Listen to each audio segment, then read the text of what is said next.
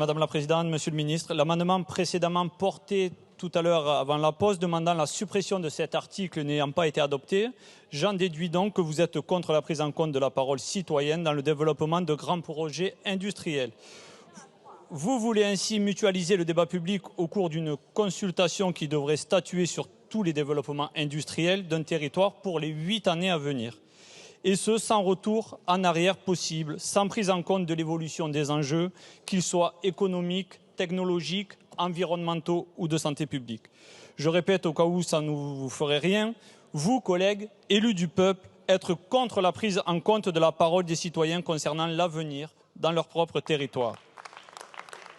Mais qui vous a élus? Les citoyens. Qui paye vos indemnités? Les citoyens.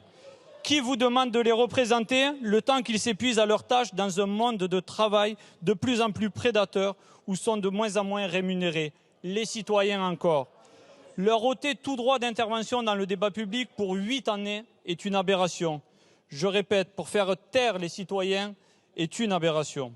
Ce présent amendement ne pourra pas empêcher cela, vous l'avez déjà refusé, mais il pourra au moins limiter cette période à 5 ans au lieu de 8 ans. L'amendement 1067 est un amendement de repli pour réduire de 8 années à 6 années et le 1068 de réduire de 8 années à 7 années. Je demande donc à toutes les personnes ici présentes et ayant un minimum d'intérêt pour les citoyens de leur circonscription et de notre pays de voter en faveur de cet amendement de repli.